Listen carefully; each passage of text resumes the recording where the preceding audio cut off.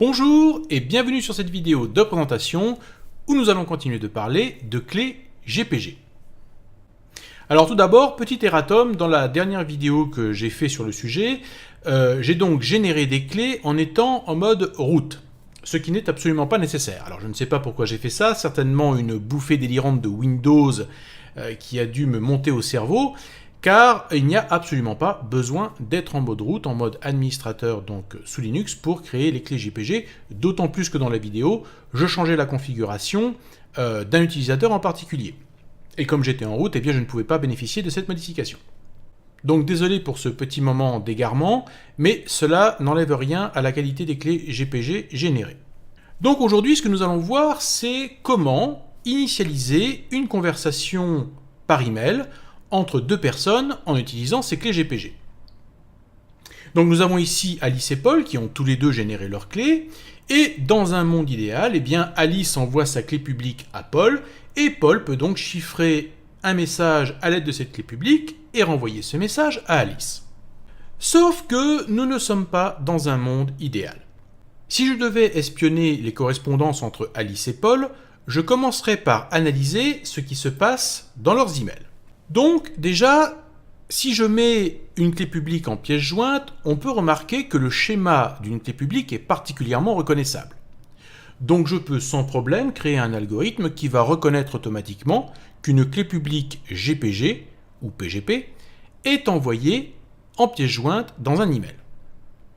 De plus, dans un email, je connais parfaitement l'adresse email de l'expéditeur et du destinataire.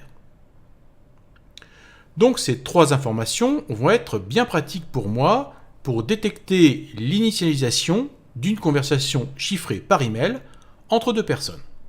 Donc, imaginons qu'il y ait un espion, on va l'appeler Bob l'espion, qui lui aussi a une clé publique et une clé privée, que j'ai symbolisée ici par cette clé noire au-dessus de sa tête. Bob l'espion en fait va poser une boîte noire qui va se trouver soit sur le serveur du fournisseur d'accès à Internet d'Alice, soit sur le serveur de celui de Paul. Ça a peu d'importance. Mais cette petite boîte noire, appelons-la comme ça, puisque tout s'appelle boîte noire aujourd'hui, eh bien, va intercepter la clé publique d'Alice, et Bob l'espion va remplacer la clé publique d'Alice par sa clé publique à lui. Donc, Paul ne va pas recevoir la clé publique d'Alice, mais va recevoir la clé publique de Bob l'espion. À ce moment précis, Paul n'a aucun moyen de savoir si la clé qu'il détient en ce moment est bien celle d'Alice. Maintenant, Paul va envoyer à son tour sa clé publique à Alice, et Bob l'espion de nouveau va intercepter le message, remplacer la clé publique de Paul par sa clé publique à lui. Et donc on se retrouve avec Alice et Paul qui ont tous les deux la clé publique de Bob l'espion. Et Bob l'espion, lui, possède la clé publique de Paul et la clé publique d'Alice. Et bien sûr, il a la clé secrète de sa clé publique lui permettant de déchiffrer les messages de sa clé publique. Donc, lorsqu'Alice va chiffrer un message pour Paul, elle va chiffrer son message avec la clé publique de Bob l'espion, pensant que c'est la clé de Paul. À ce moment-là, Bob l'espion, ayant la clé secrète permettant de déchiffrer ce qui a été chiffré par sa clé publique, va donc être en mesure de déchiffrer le message que vient de chiffrer Alice avec la clé publique de Bob. Puis ensuite, Bob l'espion va rechiffrer le message avec la clé publique de Paul qu'il détient et que Paul va donc pouvoir déchiffrer et voir. Donc ni Alice ni Paul ne se sont aperçus qu'en fait au milieu, Bob l'espion a réussi à déchiffrer le message puis à le rechiffrer en direction de Paul. Donc Bob l'espion peut espionner ici toute la correspondance d'Alice et Paul, même si elle a été chiffrée avec des clés, sans que Alice et Paul ne s'en aperçoivent. Et cela pendant des années. Et puis un jour, Bob l'espion décide d'envoyer tout ça sur les réseaux sociaux ou sur Wikileaks, et Alice et Paul découvrent donc le drame, qu'en fait, leurs emails n'étaient absolument pas chiffrés et étaient interceptés par quelqu'un, ce que l'on appelle un homme du milieu. Et là, il est trop tard. Alors comment éviter cette catastrophe ? Eh bien tout simplement en utilisant ce que l'on appelle l'empreinte ou le fingerprint d'une clé. C'est un peu également le même principe qu'une authentification à double facteur que l'on utilise maintenant couramment pour s'identifier auprès des centres de services comme Facebook, Twitter, etc. Donc ici, on va essayer de contourner en fait l'espionnage de Bob l'espion pour obtenir une information supplémentaire et ainsi shunter totalement l'espionnage de Bob l'espion. Donc que va faire Alice? On va prendre par exemple le cas de Mastodon, qui est un réseau très à la mode en ce moment. Donc Alice va poster l'empreinte de sa clé publique sur Mastodon.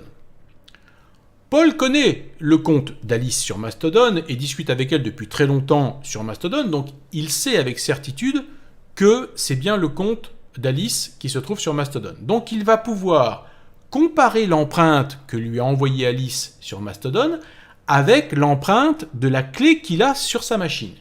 Et il va vite constater que cette empreinte n'est pas du tout la même. Et donc, il sait qu'il n'a pas la bonne clé et que quelqu'un a interverti la clé d'Alice avec une autre clé.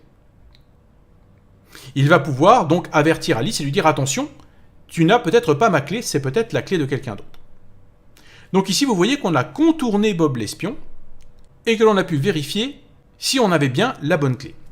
Alors, vous avez certainement déjà vu ces empreintes sur les fils d'actualité Twitter de certaines personnes, comme par exemple Edward Snowden, et vous avez certainement vu apparaître ce genre de fingerprint sur des comptes de journalistes ou d'activistes, et vous vous êtes peut-être demandé, mais qu'est-ce que c'est que ce truc-là? Est-ce que c'est un message secret ou autre? Eh bien non, c'est simplement une empreinte qui a été demandée par quelqu'un qui a reçu par exemple la clé publique d'Edward Snowden pour s'assurer que la personne a bien la bonne clé publique pour pouvoir envoyer un message chiffré à Edward Snowden. Donc, à chaque fois, on demande à son correspondant, s'il vous plaît, voulez-vous bien envoyer l'empreinte de votre clé publique sur un ou plusieurs réseaux sociaux, puisque vous pouvez également faire en sorte que la personne poste son empreinte sur 2, 3, 4 réseaux sociaux, comme ça vous êtes encore plus sûr de ne pas être trompé par un réseau social qui serait un fake, et ainsi avoir la quasi-certitude que la clé publique que vous détenez est bien la clé publique de votre correspondant.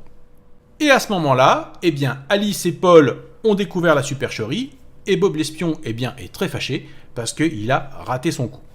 Voilà, et bien maintenant je vous propose de voir concrètement comment on obtient l'empreinte, le fingerprint d'une clé publique. Donc ici je suis sous Fedora 25, donc avec l'interface KDE, et je vais déjà commencer par regarder ma clé. Et vous voyez qu'ici, on voit parfaitement empreinte de la clé et on voit l'empreinte de la clé ici de Paul sur sa machine qui est indiquée ici et que je peux donc copier-coller et envoyer à quelqu'un très facilement. Donc si vous avez configuré votre fichier de configuration GPG comme je vous l'ai indiqué dans la première vidéo, vous devez avoir maintenant, lorsque vous faites GPG K, la liste de vos clés avec l'empreinte qui s'affiche. Donc Alice m'a envoyé sa clé publique et je vais devoir donc l'importer pour pouvoir voir l'empreinte de sa clé. Alors c'est très simple, je fais GPG, import et le chemin où j'ai mis le fichier contenant la clé.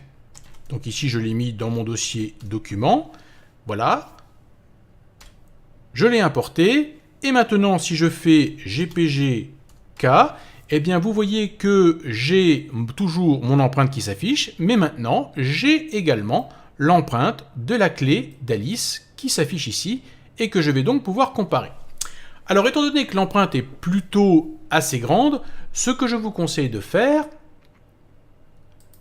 eh bien c'est par exemple de copier l'empreinte,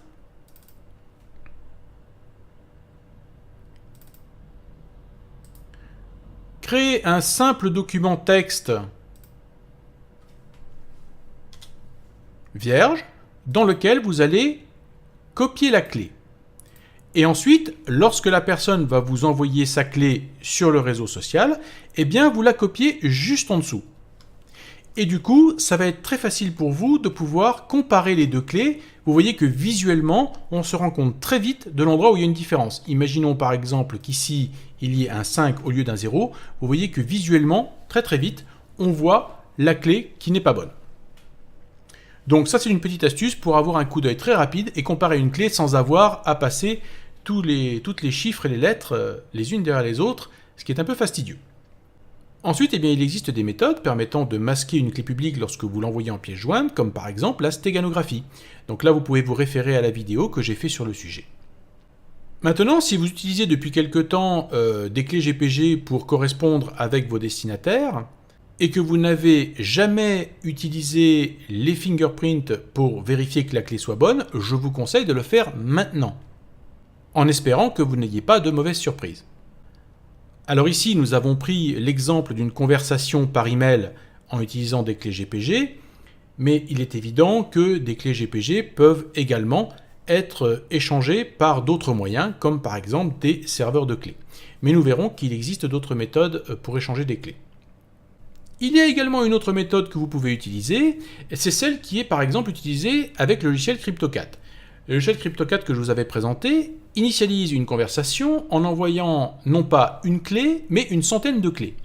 Ce qui fait que l'espion qui est au milieu ne sait pas quelle est la clé dans ces 100 clés qui sera utilisée par le destinataire.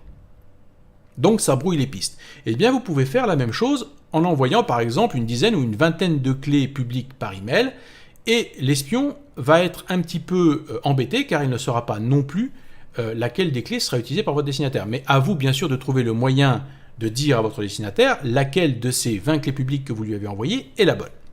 C'est une méthode parmi d'autres, mais la meilleure des méthodes est bien sûr de toujours vérifier à l'aide du fingerprint que vous avez bien la bonne clé. Voilà, j'espère que vous avez aimé cette vidéo et je vous dis à très bientôt pour d'autres vidéos.